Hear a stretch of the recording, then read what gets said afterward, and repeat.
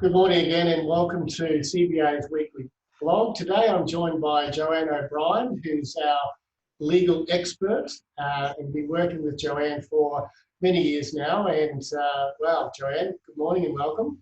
Hello, Patrick, and thank you. It's very exciting to be part of the blog.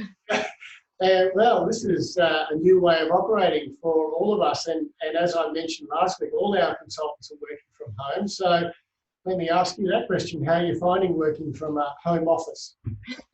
Patrick, I have to say that I'm actually really enjoying it.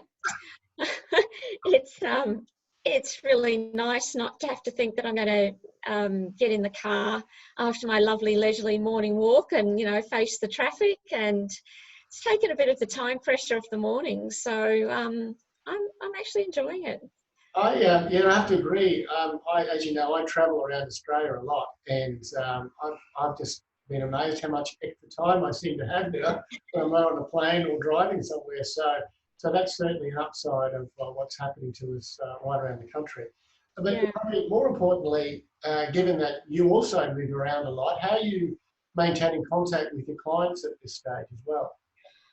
Look, Patrick, that's an interesting one for me because typically, as you probably know, a lawyer stays in their office and clients come into the lawyer's office for meetings. That's kind of the traditional way that things happen. But because my clients are dispersed, as you say, in regional Queensland, New South Wales, Victoria, and in some cases further afield, I've never really operated in that way. So most of my contact with them has been by using technology, and generally it's email, teleconferencing, etc.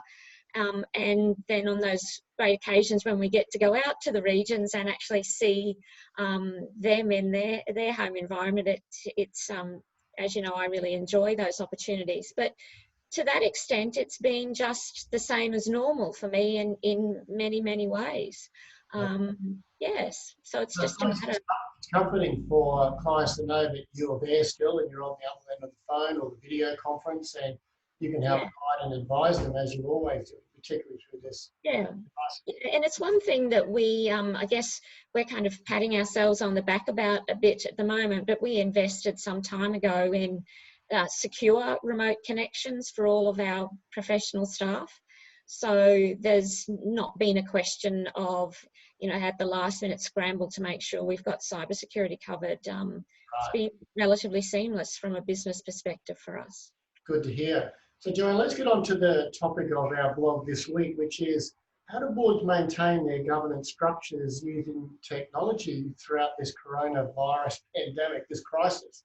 Because decisions still have to be made and businesses still have to operate. So what do you suggest? Yeah, Patrick, I think that's a really interesting thing for boards and the executive team to think about, because just as in our personal lives, we can't completely shrink back into our into isolation. And for organisations, particularly in the not-for-profit and charitable sector, who are particularly important to the community at this period in time, they need to be, to the extent that they can, continuing with business as usual, albeit with those obvious protections in place. And that means it's important for the board to continue functioning and for all of the governance rigour that they've always brought to their processes to continue. And there's ways that technology, obviously, in this modern world can help ensure that can continue. And most organisations will have some provision in their governing documents for how they can use technology. It's just a matter of ensuring that does happen and that you do stick to those rules. So what are some tips that boards particularly should be mindful of in ensuring they're meeting regularly and making decisions, etc., that you suggest? Okay. I think the first one is, as always, just go back to your constitution and make sure that whatever technology you're using is permitted under the constitution, but go a little bit further than that, because there's often some rules about ensuring that there's standing consent, for example, from directors to meetings being held using technology. There might be particular requirements in relation to how you confirm that everyone's present. If circulating or written resolutions are permitted, there might be certain requirements about having a digital signature attached to those resolutions. So it's about, the devil's always in the detail, and just make sure that you can tick off all of those. Now, recently you've also published an article on this very topic. Is that correct? That's right, Patrick. It's just relatively, I think we've got 4 or 5 key items for organisations and to go to their governing documents and just check those 4 or 5 issues.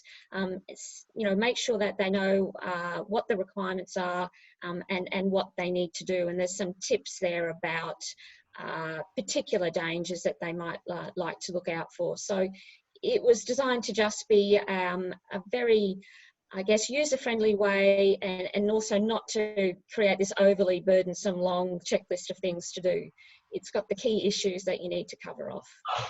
Joanne, thank you. And we'll also be posting that article on our social media outlets as well. So make sure that you look it up. And Joanne, thanks again for your time. And of course, if you'd like more information or support from Joanne and legal advice, please contact me at CBA. And we look forward to catching up with you next week. Thanks, Joanne. Bye for now. Bye-bye. Thanks, Patrick.